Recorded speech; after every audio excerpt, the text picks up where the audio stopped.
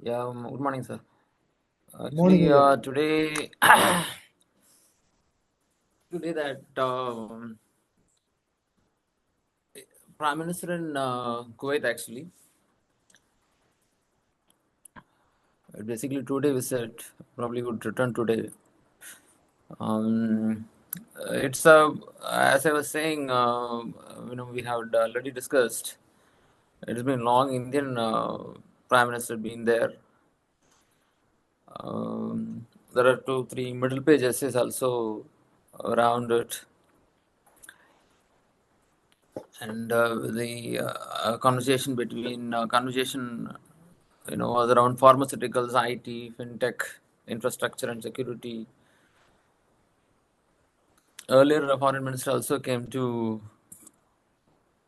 Delhi, so that was a preparatory meeting. So this you can go through it. First of its kind on the recent side, and basically there is an agreement between two sides, an agreement between defense cooperation also, exchange of defense personnel, joint exercises, supply of military equipment. So the major thing had been a defense deal actually, the entire conversations. Basically, a first step between India and Kuwait. So I couldn't imagine a question in this because there are a lot of countries prime minister being visiting, and we couldn't expect a question over it. But in mains examination, there could be a question on India-Kuwait relationship. It's a new thing, and defense is a major talk point. Yeah, now actually there are two things here in hand. So telecommunication procedure and safeguards for lawful interception of messages. We've got a separate law for it, and that basically it's a rules, telecommunication rules. Uh, this basically supersedes the 14 and 41, 419A of 419A of Indian Telegraph Rules 1951. Basically, it allows the secretary as the competent authority, Union Home Secretary or Secretary of the State's government in charge. Either the Secretary of State or Home Secretary can is the competent authority to order the interception of any message. Basically, right to privacy and right to life. These are the two articles that had to be taken into account. It also sees that the central government may also authorize any law enforcement agencies and security agents to intercept messages for reasons specified under Section 22 of the Telecommunication Act. Basically, what is the major point here is telecommunication procedures rules. Basically, it is 24. That is the only thing, and supersedes the rule of 419E of the Indian Telegraphic Rules. Basically, it allows the secretary. That is the only major point. The rest of the things are not very relevant for our examination.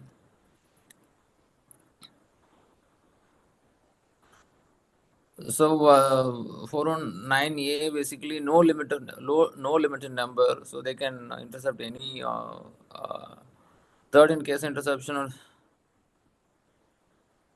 So only for 7 days they can initially do. After that they cannot do. That is the rule says. As I was saying,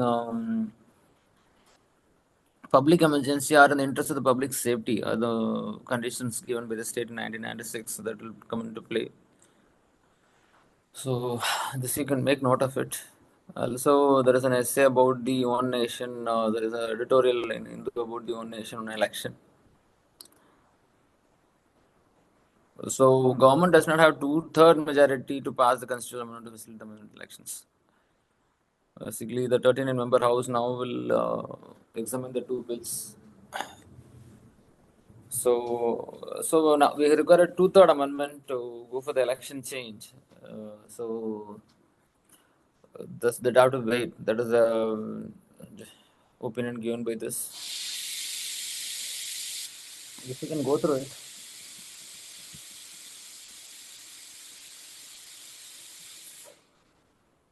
So this is another essay on the COP29. Hope you got a decent idea over it. Hindu has been repeatedly giving lot of essays over it. So developed countries promising only 300 billion per year by 2035, as against the 1.3 trillion. This hope you remember it. I'm just pushing in the same point again and again. Another thing that COP29 has finalized the rules of carbon trading. So these are the two major things. By 2035, 300 billion, and the finalization of carbon trading rules. Hope you remember that. So you can. This basically for recollection.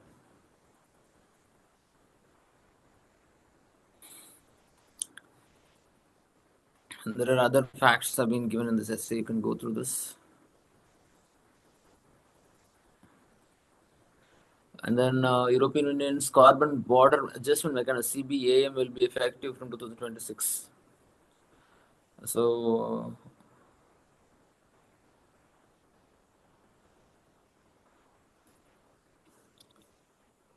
overall, this basically revises the entire thing. You can go through this, but as I was saying, you must have a comprehensive notes over it. This is basically, if you have that notes, this will become an addition only. The only one or 2 points will be new. Nothing new in this essay actually. And see, we are in the end of the year, so there are a lot of revisory essays are being given um, on various topics. There are things on Indian economy. Now this is about Navy. The major points being mentioned about Indian Navy are the Arigat, August 2024. Basically, that's nuclear-powered ballistic missile capable submarine (SSBN). You don't need to remember SSBN, but you must remember Arigat. What is the important thing you have to remember about Arigat is it is nuclear-powered.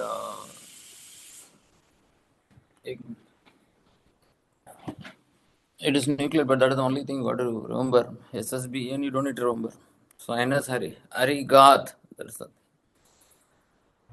So there was already we got Arihant. After that we got Arigat. Nuclear power attack submarines also being proposed that as we had seen it. I hope you remember that by 2036, 37 we are planning a first nuclear powered attack submarines. And again, it is expected to be around 90% indigenous technology. So that is the target. You may remember what is Project 675. I hope you can see this. 6 Scorpion boat INS Vakshir is also coming out soon. So Project 75 with France, we'll see INS Vakshir. You can make note of it. And Navy is looking to order 3 more such boats.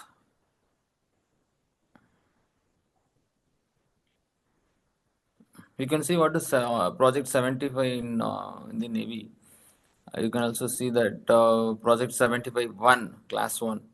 That AIP enable boats in all Spain and Germany as contenders to build such boats.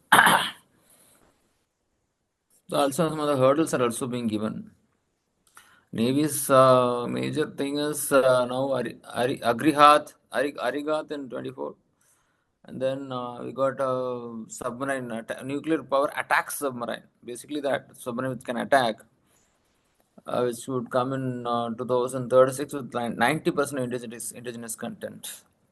You can also see in between Kuwait and India also we got an agreement in defense only majorly. So defense indigenization is one of the major aim of the government under Atmanirbhar Bharat. And also the Project 75 in collaboration with France. We got a Scorpion boat, Vakshir is also going to come soon. So some of the hurdles are also being given that you can make note of it. Yeah. So this is entire, a yearly analysis of things actually. So The judgment is consumption is subdued and private investment is weak, but exports can drive growth. This is the anybody can say this. This is what the truth is. So only exports can drive the growth, and industries, and then the agri products. Only these can give a push towards growth. That is the forecast here. But that consumption is also subdued. As I was saying, urban consumption is low. We had been seeing, but rural consumption has increased actually. Relatively is increased. So that is why the article is mentioning consumption is subdued. Naturally, the private investment is weak. So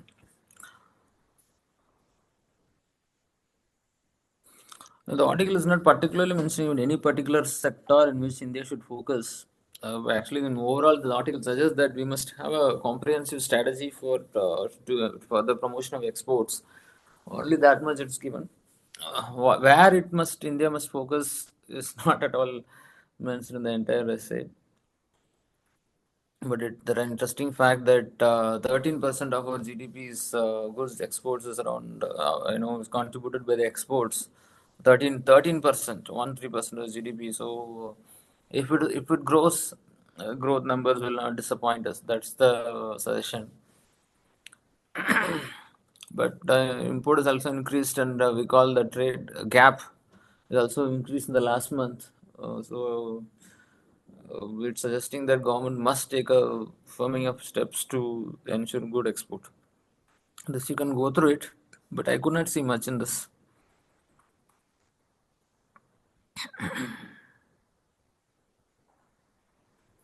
I couldn't see much in this essay. Yeah, this essay is about RBI shouldn't use interest rates to define rupee against dollar. It should focus on macro and economic stability. So the numbers are very, very, it's around 85. It's almost double in the period of 20 years. So the trade competitiveness depends on rupee's effective management. That's agreed.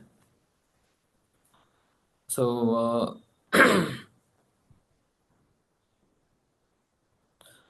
it says that macroeconomic stability matters.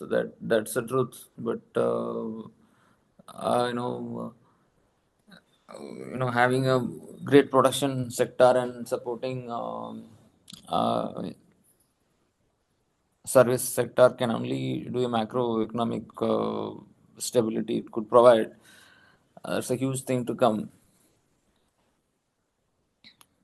So it's a big challenge for India now. How to counter in the case of Trump's tariffs, and then China having pulling in a lot of money, and so it'll be a great challenge for India. But let's see what happens. Yeah, this article is about importance of economics. One important point, it says that China contributes around 14% of GDP growth to India, but Indian contributes too less. That's what it says. India, and again, global climate challenge is also there, and we got a plant nutrition is also too low, and we got a skewed uh, plan for the agriculture.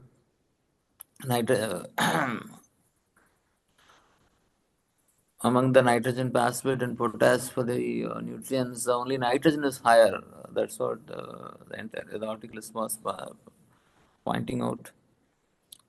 One mention about is India got a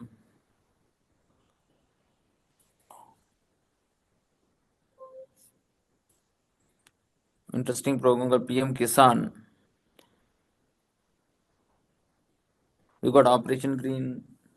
Also, you would remember Indian government has also launched organic farming scheme. I have given notes for this. Hope you can see that India is also promoting natural farming.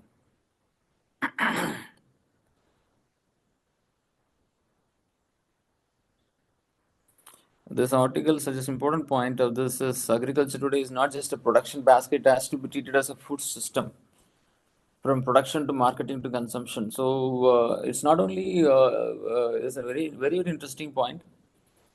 Agriculture today is not just a production basket, it has to be treated as a food system from production to marketing to it should be considered as a system. That is the section the article gives. It gives us a new thought basically. So for fruits and vegetables, milk. So these are the lines that article draws through which it could be called as a system instead of only a production basket. So there is a scheme launched by Government of India which I couldn't recollect now.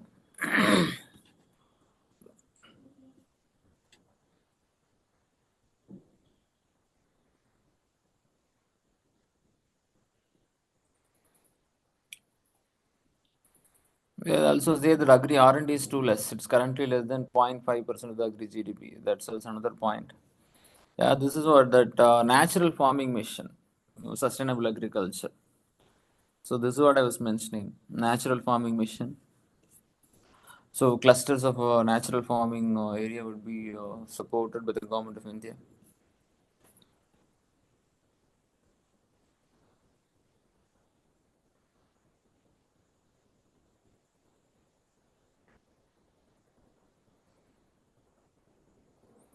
Yeah, this is also very important. Export controls and anti-monopoly inflict a range of implicit tax on farmers.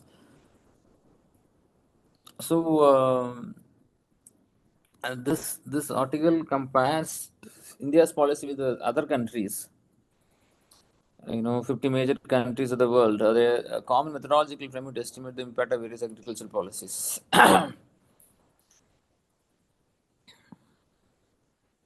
So the suggestion is that OECD countries support 14% for the farming. Interestingly, China also supports 14%, but India's is negative. PSC is negative.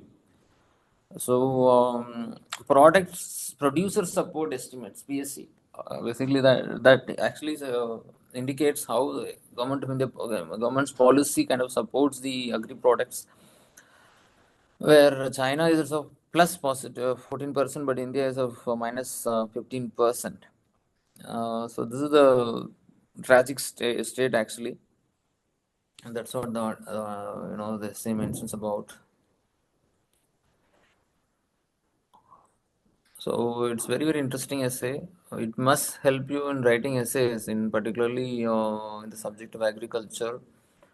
Major point is R&D. We are not spending much. Then though we have got a natural farming mission coming in, but the analysis, OECD producer support indicator says that India has a negative support in case of agri products. It also suggests that it's not just a production basket; it has to be treated as a food system from production to marketing consumption. So that's what it says. It's very important essay for you. You can go through it. Yeah, this is a interesting piece in Times of India actually. How freebies, you know, uh, puts, supports or affects the entire economic uh, indicators. Actually, at various states have been listed: Maharashtra, Jharkhand, West Bengal, and what are the direct benefit scheme? Um, how much is being given to them?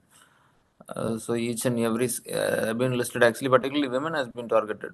So you can see Maharashtra is giving 1,500 rupees as direct benefit. Jharkhand is 2,500 rupees per month. Lakshmi Bandar. So likewise, all the states are giving. In Tamil Nadu also, you can see Kalangyan Mahalir Urimai Thittam that goes 1,000 per month. So almost all of the states are giving direct benefits to the ladies particularly. So this is a development economies are a house of divided where our such answers are good or you can hope you can see this. Some say there are legitimate route to redistribute public resources. Others, even those who acknowledge that income with their political panache and will lead to bigger economic problems down to the road. So that is how it's always opinion is divided among the economics too. So direct benefit transfer scheme, whether it would actually help or it would affect the you know affect the productivity of women by simply providing the money and not making them upskill themselves. I think these are big questions actually. We can leave the voters actually. You can. The question in front of us is whether direct benefit transfer helps the economy or affects the economy negatively. This is the question it's in front of us now. According to me, that indirectly it affects only with money in hand, and it actually doesn't enable a individual to skill themselves. So I personally not in favor of this direct benefit system, but the economists are divided.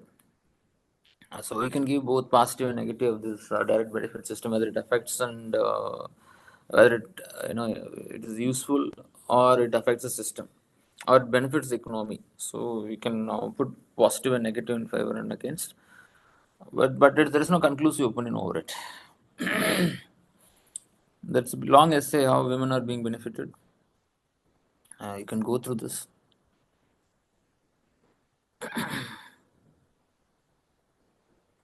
There are case studies also. When you're writing essay, you can also read, with the authenticity, we can quote a, you can quote a case study. Nothing wrong in it. So in Mumbai, there's an example given. Kolkata also there's an example given. I mainly use the money for my daughter's education, grocery. 1,000 rupees is a great benefit.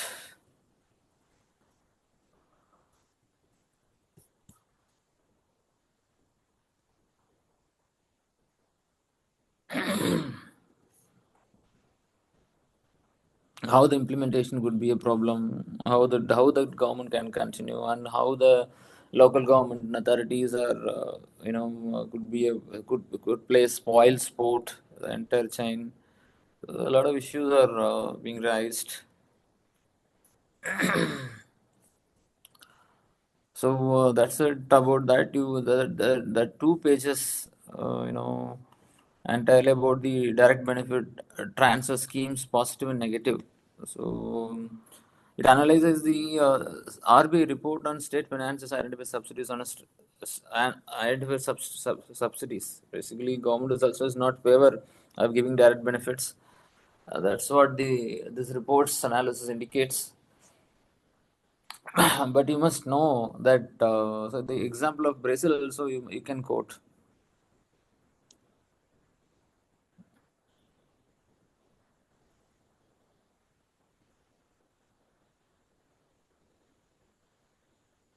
So you can see the Bolsa family.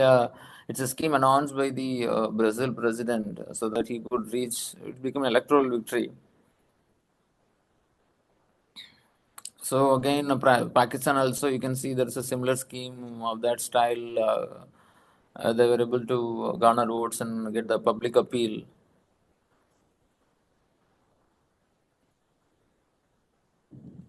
So we can, but again, negative points is that example of Latin American countries, Venezuela and Mexico, Argentina, cash transfer schemes later found they could not sustain the economy, which went bust. So that's what I personally feel. With Venezuela, you can see Latin American countries, Venezuela, Mexico, and Argentina also had the similar kind of result of that. So, so there are there are arguments and counter arguments. I'm not personally in favor of this DBT. But anyway, that's my opinion. But you cannot have my opinion. So you must be able to list out what is out of the positives and negatives of that. That's it. So this is the last of my slide, and But it's for me, it's too less. In 2024, record 1.6 lakh crore from IPOs. So according to me, it's less only. We must see year-on-year growth. We have to see the other countries comparison to. So the actual number is around 2.5 lakh crore. You can see based on the 75 IPO documents which are at various stages of approval, we expect some 2.5 lakh crore in 2025. So major thing is Hyundai Motor is still historic IPO, largest in the country's history at 27,000 crores IPO. Initial public offering has been bought by the people. So 1.6 lakh crore, according to me, is not very big number, but anyhow, but it's a record one. You can make note of it. Thank you very much. This is the end of the slide.